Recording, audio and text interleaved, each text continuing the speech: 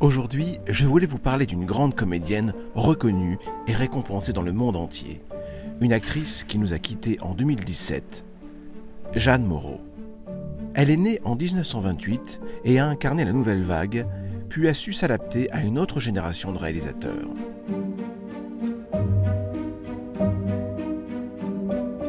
Dans la dernière phase de sa carrière, alors qu'elle craignait être oubliée, elle a su encore se renouveler avec des fictions télévisuelles.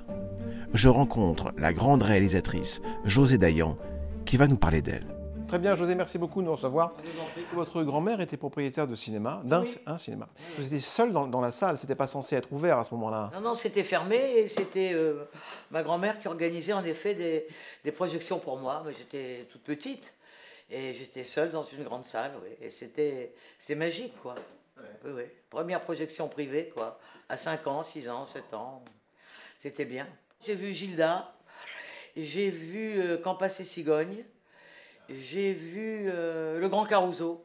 Je crois que je l'avais vu 17 fois. Je suis un petit peu obsessionnelle. Quand j'aime un film, je le revois, je le revois, je le revois.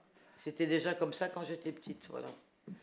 Est-ce que vous pouvez me raconter votre première rencontre avec Jeanne Moreau, que ce soit à l'écran et dans la vraie vie ensuite?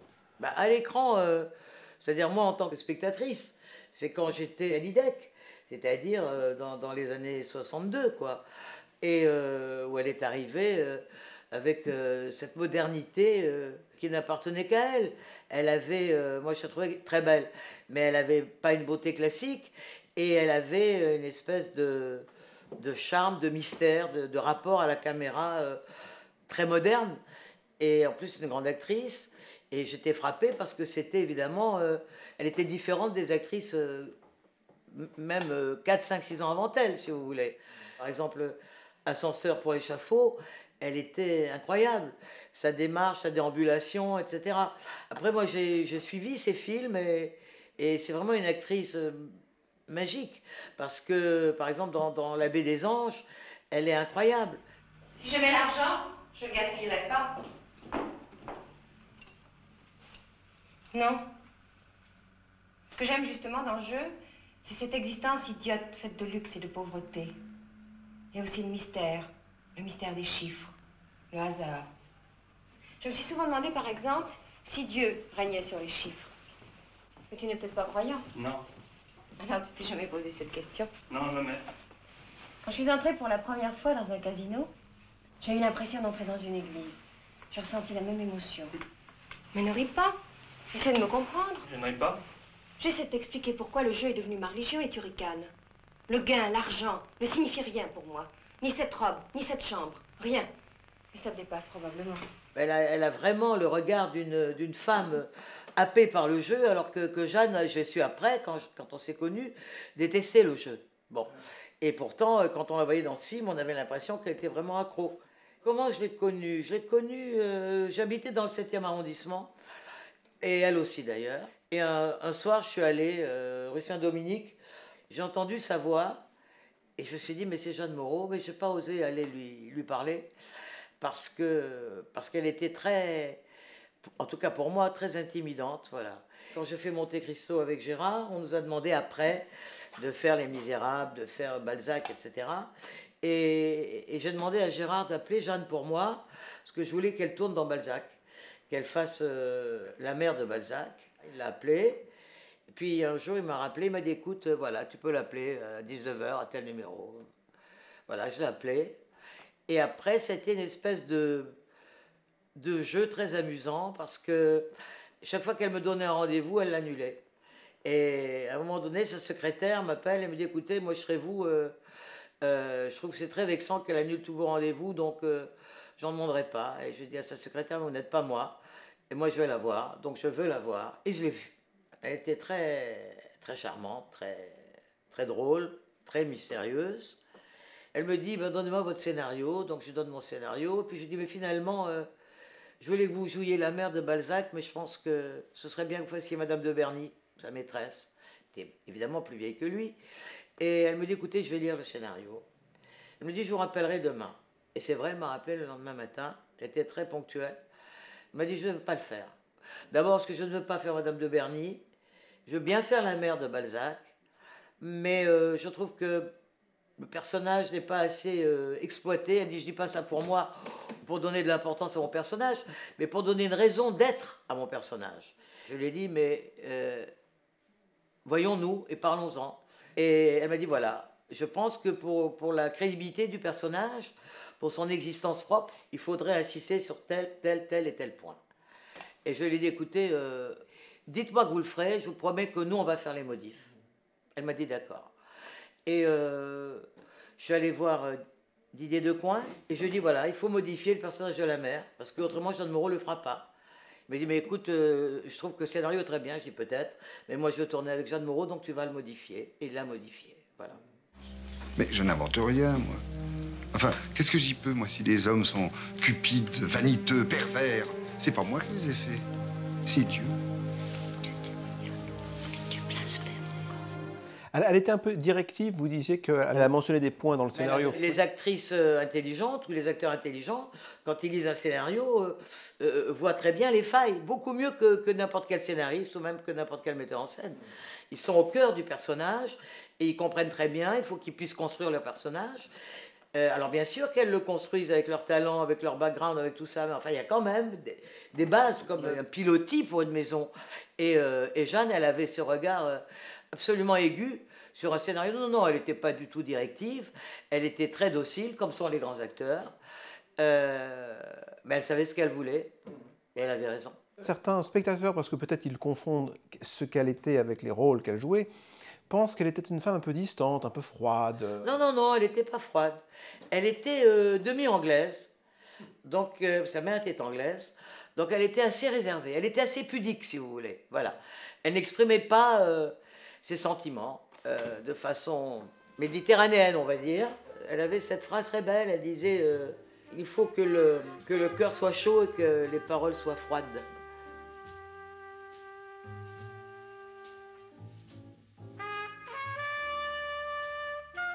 Elle était extrêmement pudique. Oui, j'ai l'impression qu'elle elle se disait, c'est pas la peine d'en rajouter, quoi. Ah ben non, rajouter sûrement pas. Ouais. Non, non, elle était surtout un personnage extrêmement intelligent, extrêmement cultivé. Elle avait ce rapport à la caméra exceptionnel. Et vous savez, je me souviens quand j'ai tourné avec elle, le premier film que j'ai fait avec elle, c'était Balzac.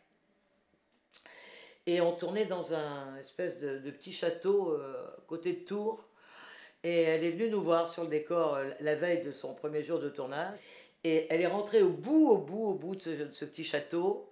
Et d'un seul coup, je ne sais pas pourquoi, sur le tournage, un silence absolu, alors qu'il y avait des brouhahas, on a installé un travelling, etc. Je me suis dit, mais qu'est-ce qui se passe? Et elle avait un tel charisme qu'en traversant le décor, toute l'équipe se taisait. Ah oui, oui. Le charisme, ça ne se travaille pas, on l'a ou on l'a pas. Elle l'avait. Les garces! Les garces!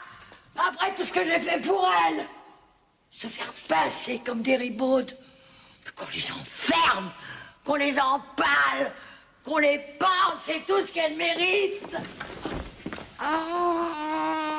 Qui a dit « La vie, c'est ce qui vous arrive alors que vous étiez en train de prévoir autre chose ». Ça, je ne peux pas vous dire qui l'a dit, d'abord parce que je ne le sais pas, mais surtout parce que je ne prévois jamais rien. D'accord, c'est Jeanne Moreau qui a dit ça. Ah ben voilà. Ben non, mais moi, je ne prévois rien du tout. Et elle non plus n'était pas du genre... Non. Enfin, un peu plus que moi, sûrement. Je respecte beaucoup les femmes, Marie. Et ces chères petites bottines, c'est moi qui les cirerai. Là, maintenant, levez-vous un peu et marchez. Marchez un peu par là. S'il vous plaît, retroussez un peu vos jupes. Là, allez, marchez, marchez.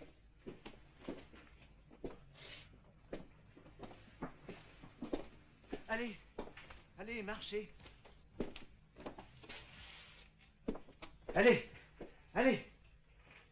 Que je les vois remuer un peu, ces petites bottines. Alors, Jeanne Moreau disait, je pourrais être autre chose qu'une actrice, je pourrais être une femme, tout simplement. Est-ce que vous diriez ça aussi de vous? Est-ce que vous vous identifiez d'abord comme réalisatrice? Alors, Jeanne Moreau, c'est vrai. Elle pouvait être autre chose qu'une actrice, elle aurait eu tort, parce qu'elle était une actrice évidemment exceptionnelle. Mais c'est vrai qu'elle s'intéressait à tout. Elle était fascinée par tout ce qui était vivant, voilà. Et c'est vrai que c'était une actrice, c'était même une essence d'actrice. un extrait d'actrice, mais elle pouvait faire tout autre chose. Moi, je ne peux rien faire d'autre que faire des films.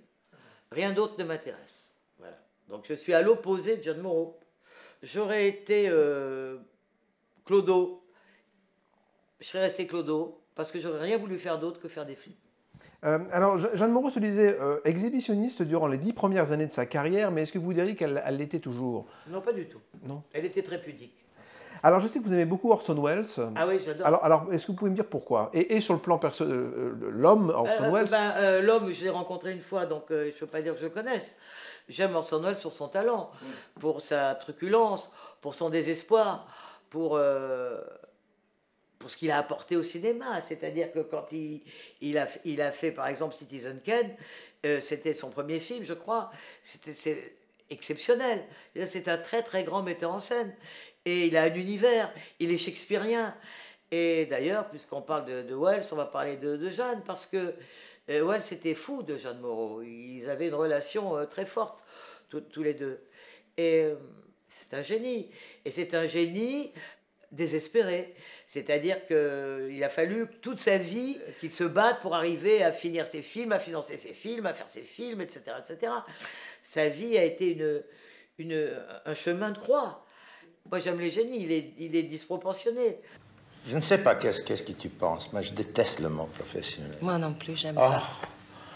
Tous les comédiens et les autres qui disent moi, je suis professionnel, je suis un pro. Qu'est-ce que c'est ça? Est-ce qu'il y a un mot plus triste que ça? Non. Parce qu'amateur, c'est basé sur le mot amour. Il faut faire les choses pour love, sinon nous sommes idiots. Louis Malle disait qu'il préférait la femme chez Jeanne Moreau que l'actrice. Ah ben ça, c'est son histoire. Ils ont une histoire d'amour. Il préférait peut-être la femme. Moi, je préfère l'actrice. Voilà.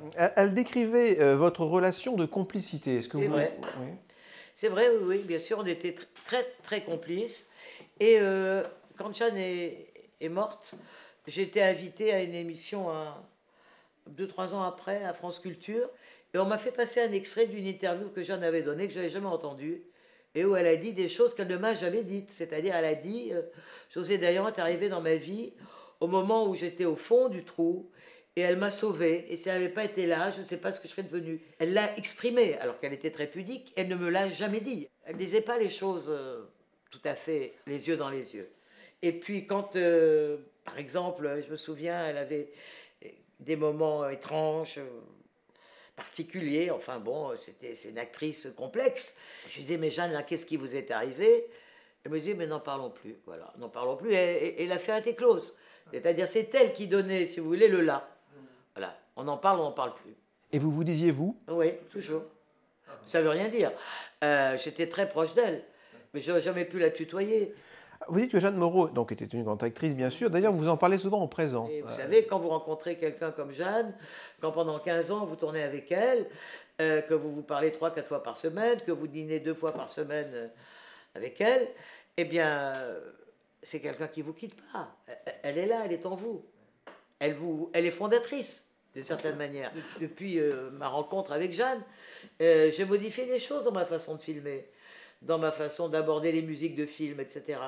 Parce que j'ai parlé avec elle et parce que j'ai écouté. Elle était, si j'ose dire, écoutable. C'est-à-dire que ce qu'elle proposait était séduisant. Voilà. Et donc, si on n'est pas complètement buté, il y a des horizons qui s'ouvrent avec les rencontres. Voilà.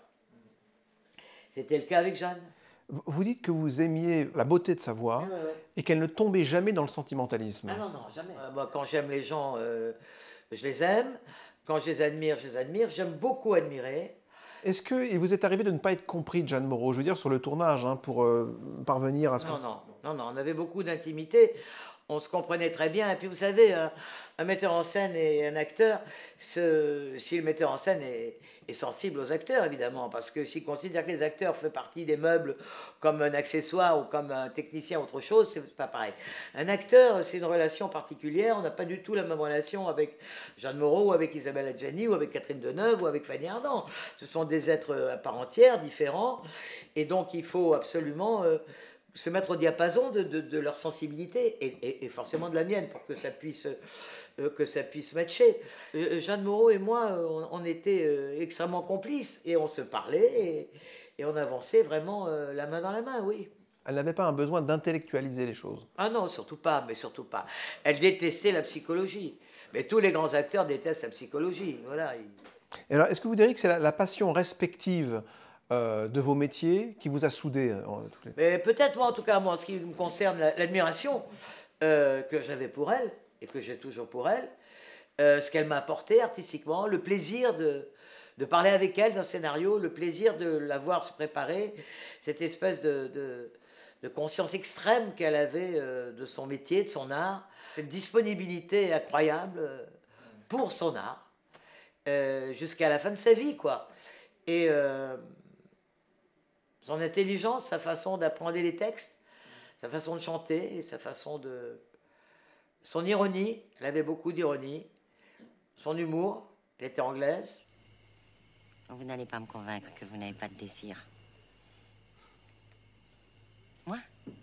Ah bah, moi, je suis une femme, moi je sais me réfréner, puis moi je n'ai rien entre les jambes qui dépasse, Dieu l'a voulu ainsi. Tandis que vous êtes un homme et vous... Non? Ah, c'est pas beaucoup. Mais enfin, c'est pas grave. Elle est gentille, votre femme. Alors comment vous faites? Souvent? Oh, mais c'est très, très mauvais, mon frère. C'est très, très mauvais. Dieu nous pardonnera. Il est charitable.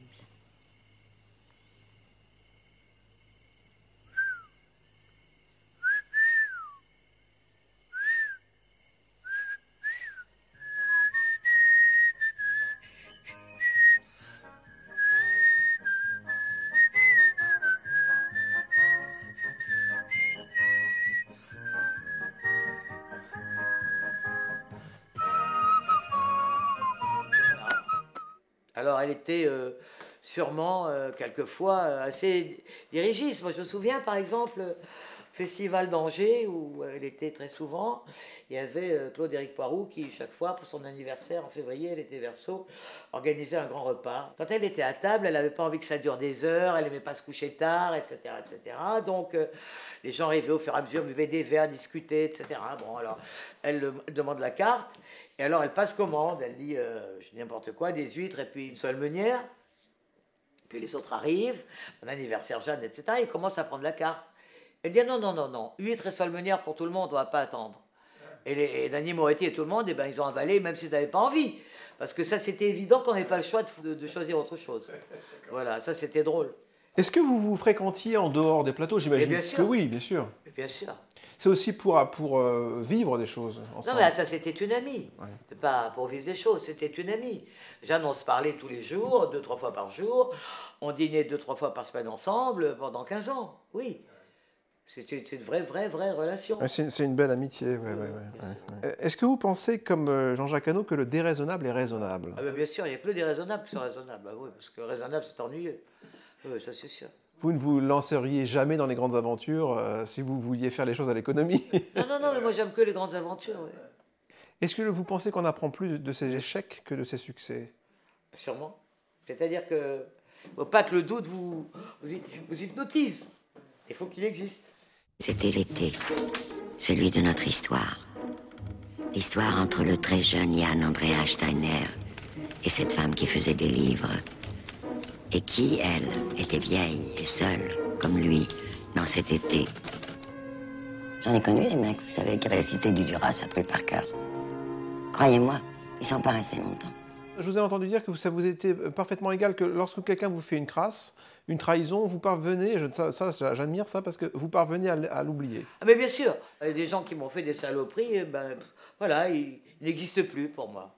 Et ceux que j'ai aimés, Jeanne, elle est là, elle est au cimetière de Montmartre, sont là, ils sont toujours là. Vous voyez, il y a ces photos, il y a tout ça. C'est comme une espèce de... C'est pas mortifère, mais c'est qu'elle existe, quoi. Elle est là. C'est vrai que quand elle est morte, pendant 2-3 ans, si par hasard je zappais la télé et que je tombais sur un film d'elle, je ne pouvais pas le voir. C'était très très violent pour moi. Maintenant, c'est plus le cas. Les derniers temps, elle s'isolait quand même, je ne la voyais plus tellement. Et puis, au mois d'août, j'étais à Paris pour un mixage, elle était à Paris. Elle est morte le 31 août. Et je l'ai appelée, j'ai dit, Jeanne, quand même, il y a longtemps qu'on ne s'est pas vu, ce serait bien qu'on se voit. Elle m'a dit, oui, venez. Et je suis allée la voir. Et elle m'a dit, j'ai dit, qu'est-ce que je peux faire pour vous? Elle m'a dit, je voudrais partir avec vous dans votre maison. Vous repartez? Je dis oui. Et 2 jours après, elle est morte. Ouais, donc vous n'avez pas de regrets, c'est bien. Mais pas de regrets, oui. On a toujours des regrets. On n'a pas pu exactement dire ce qu'on voulait. Enfin, moi, je suis beaucoup moins anglaise que Jeanne. Donc, moi, j'exprime plus mes sentiments. Bien qu'étant néanmoins quelqu'un d'assez pudique. Mais enfin, oui, on a toujours des regrets. On a un regret de ne pas avoir eu la dernière conversation, le dernier moment, savoir que...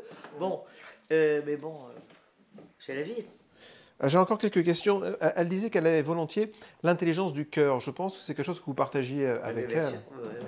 Jeanne Moreau disait qu'elle se nourrissait des personnages et que les personnages, évidemment, la nourrissaient. Hein. Est-ce que vous pensez avoir vu un jour la vraie Jeanne Moreau? Oui, je pense que je l'ai vue quelques fois. Et en particulier un matin, où je suis allée la chercher chez elle pour partir tourner. Et Jeanne, elle était toujours impeccable, tirée à 4 épingles, prête, une demi-heure avant. Enfin, elle avait le sens de l'heure, elle était parfaite. Bon.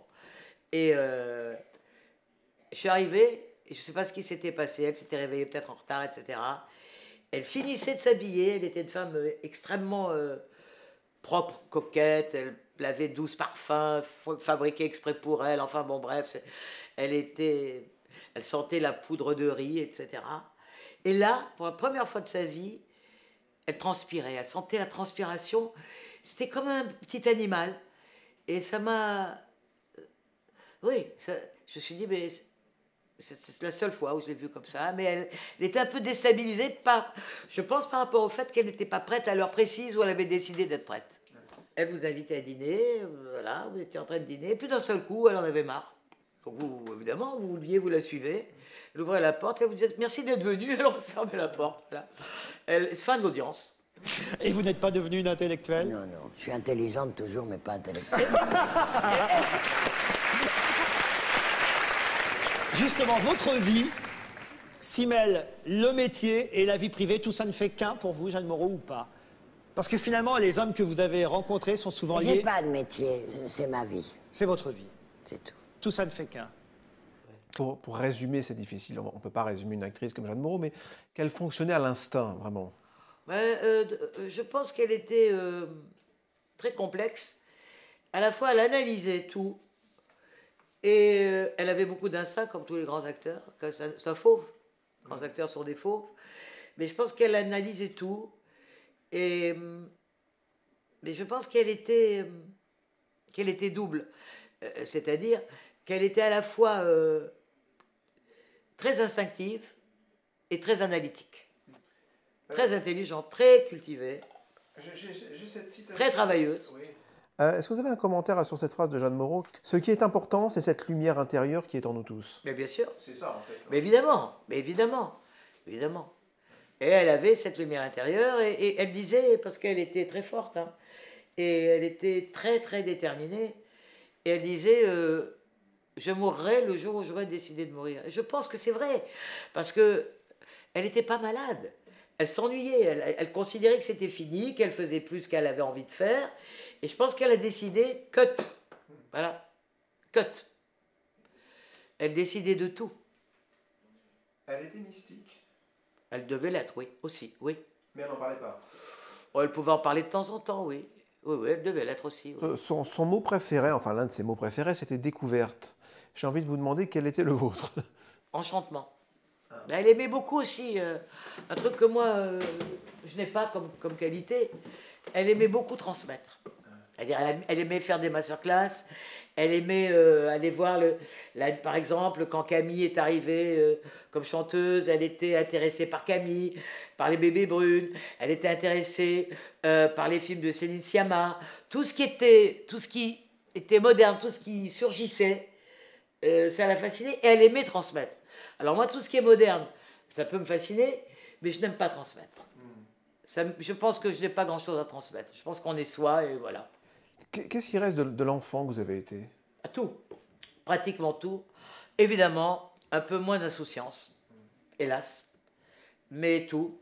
Mais c'est vrai qu'on perd un peu quand même, et ça c'est dommage. L'enthousiasme, non. Le désir, non. La passion, sûrement pas. Mais l'insouciance, oui. C'est dommage.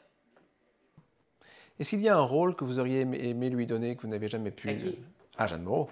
Ben non, je lui ai donné tous les rôles que j'ai pu lui donner à l'âge qu'elle avait, au moment où on a commencé à travailler ensemble. Et cet amour-là, c'est un film pour elle très très important, pour moi aussi. Les Rois Maudits aussi.